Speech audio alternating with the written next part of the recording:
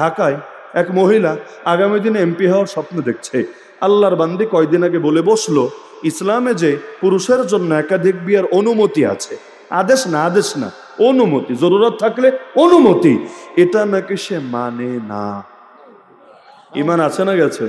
নেতা কখনো কাউকে মুক্তি এনে দিতে পারবে না। আপনি চিন্তা করেন, আল্লাহ রসুল তার মেয়ে ফাতেমাকে পর্যন্ত বলছে, হে ফাতেমা, যদি ইমান আমল নিয়ে না যাও, আমি তোমাকে আল্লাহর আযাব থেকে বাঁচাতে পারবো না।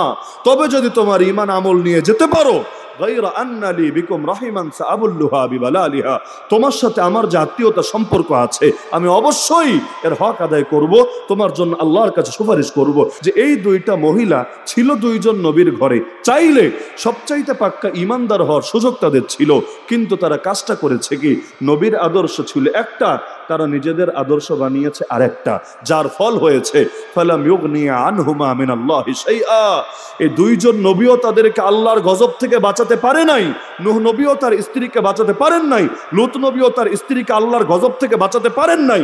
এমনকি লূত আলাইহিস সালাম থেকে তো আল্লাহ বলেছেন, আপনি মুসলমানদেরকে নিয়ে শেষ রাতে হিজরত করবেন, খবরদার যাওয়ার সময় ঘাড় ঘুরিয়েও পেছনে তাকাবেন না। ওয়ালা ইয়ালতাফিত মিনকুম আহাদ। কেন? আপনার স্ত্রীকে যেহেতু সাথে নিতে পারবেন না, সে যেহেতু বেঈমানদের সহযোগী ছিল, সে যেহেতু আপনার উল্টা আদর্শ ছিল, সুতরাং যাবেন যখন পেছনে ঘাড় ঘুরিয়েও তাকাবেন না। ইন্নাহু মুসিবুহা মা আসাবাহুম।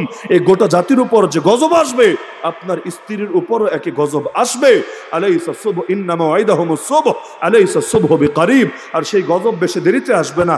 আপনি তো হিজরত করছেন শেষ রাতে, সকাল বেলায় ওদের উপর আল্লাহর গজব নেমে আসবে। এই সূরা তাহরিমের 10 নম্বর আয়াত থেকে এই শিক্ষাটা গ্রহণ করেন আল্লাহর ওয়াস্তে, এই শিক্ষাটা গ্রহণ করেন আল্লাহর ওয়াস্তে। এজন্য নূহ আলাইহিস সালাম তার পুত্র কেনানকে আল্লাহর আযাব থেকে বাঁচাতে পেরেছিলেন।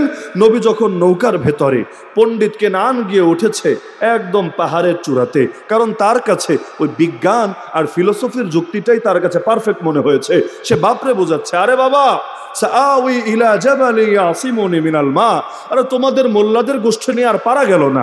একদিকে প্লাবন আসছে, বন্যা আসছে, আর একদিকে তুমি গিয়া উঠলে নৌকাতে। আরে নৌকায় কি হবে? ডুবলে তো সবার আগে তোমরাই ডুববা, মরলে তো সবার আগে তোমরাই মরবা। তোমাদের মোল্লাদের না বিজ্ঞান বোঝানো গেল, না ফিলোসফি বোঝানো গেল, আমরা সব বইজে উল্টায় ফেলছি। এজন্য আমি নৌকায় আসবো না, আমি উঠবো পাহাড়ে, আশ্রয় নিব এক পাহাড়ের। সেই পাহাড়ই আমাকে বাঁচাবে পানির হাত থেকে। আমাকে বলেন, বাঁচায় কি পাহাড় না বাঁচায় আল্লাহ? বাঁচানেওয়ালা কয়জন? বাঁচানেওয়ালা কয়জন?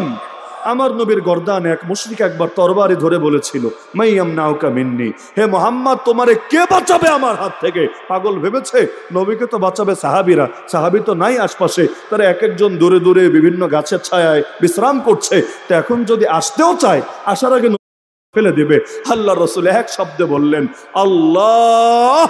নবীর শব্দ উচ্চারণ করতে দেরি, ওর হাত কাঁপতে কাঁপতে কাঁপতে কাঁপতে তরবারি মাটিতে গড়িয়ে পড়তে দেরি না।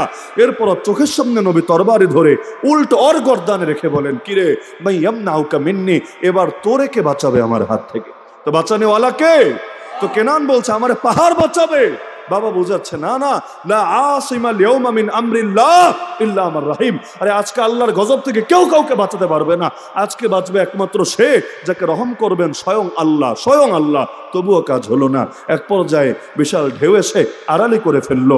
এখন আর বাবা সন্তানকে খুঁজেই পাচ্ছে না। নূহ নবীর দিলে বড় কষ্ট। আরে যে কোনো বাবার দিলেই তো কষ্ট হবে।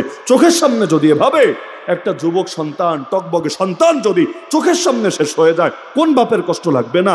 এবার নূহ আলাইহিস সালাম আল্লাহকে বলেন, আল্লাহ, আপনি ওয়াদা দিয়েছিলেন খালি আমাকে বাঁচাবেন না, আমার ফ্যামিলি, আমার আহালকেও আপনি বাঁচাবেন। তো ছেলে যদি আহাল না হয়, আহালটাকে ইন্না ইবনি মিন আহলি, নিশ্চয়ই আমার পুত্র আমার আহাল, আমার আহাল, আমার ফ্যামিলি। ওয়া ইন্না ওয়াদাকাল হক, আর আপনার ওয়াদাও তো সত্য। ওয়া আনতা আহকামুল হাকিমিন, আর আপনি সব বিচারকের সেরা বিচারক। সুতরাং আল্লাহ, আমি বুঝতে পারছি না, আমার মাথায় ধরছে না। একদিকে আপনার ওয়াদাও সত্য, আপনার বিচারের চাইতে ভালো বিচার কারো হয় না, আর একদিকে ছেলে তো আমার আহাল, আর আপনি বলেছেন আমার আহালকে বাঁচাবেন। আপনি ওয়াদা দিয়ে ওয়াদা ভঙ্গ করার কথা না। আল্লাহ, ব্যাপারটা কি? আল্লাহ বুঝাই দিলেন, শোনো, ক্বালা ইয়া নূহ, হে নূহ, কান খুলে শোনো, ইন্নাহু লাইসা মিন আহলিক, জন্ম দিতে পারো কিন্তু সে তোমার আহাল না। জন্ম দেওয়ার পরও কেন আহাল না? ইন্নাহু আমালুন গায়রু সালিহ, কারণ সে কুকর্মের অধিকারী, সৎকর্মের অধিকারী না, এর উল্টাটার অধিকারী। তার মানে আদর্শ যদি উল্টা হয়, আদর্শ যদি উল্টা হয়, নবীর ঘরে জন্ম নিলেও নবীর আহাল হয় না। অপরদিকে এক নুরুল আনোয়ার পড়লেও দেখবেন যে নবীদের আহাল কাকে বলে, যারা ঈমান এনেছে নবীর উপর তারা সকলেই নবীর আহালের অন্তর্ভুক্ত। এজন্য আমরা যখন দুরূদ পড়ি সাল্লাল্লাহু আলাইহি ওয়া আলা আলিহি ওয়া আসহাবিহি, এই যে আলিহি বলি, আলুন নবী, এর মধ্যে সমস্ত ঈমানদারদেরই অন্তর্ভুক্ত হয়ে যায়। আলহামদুলিল্লাহ। তাহলে দুনিয়ার সব ক্ষেত্রে মূল বিষয় আপনি কার সাথে থাকছেন সেটা না, মূল বিষয় আপনি নিজে কি হতে পারলেন সেটা। কার সাথে থাকলেন সেটা না, নিজে কি হতে পারলেন সেটা। এই জামানায় বড় ঝামেলা হলো, অনেক সময় কোনো ব্যক্তি অন্যায় করলে আর সে কোনো দল করলে দলের লোকেরা তার ব্যাপারেও কোনো সমালোচনা সহ্য করতেই পারে না।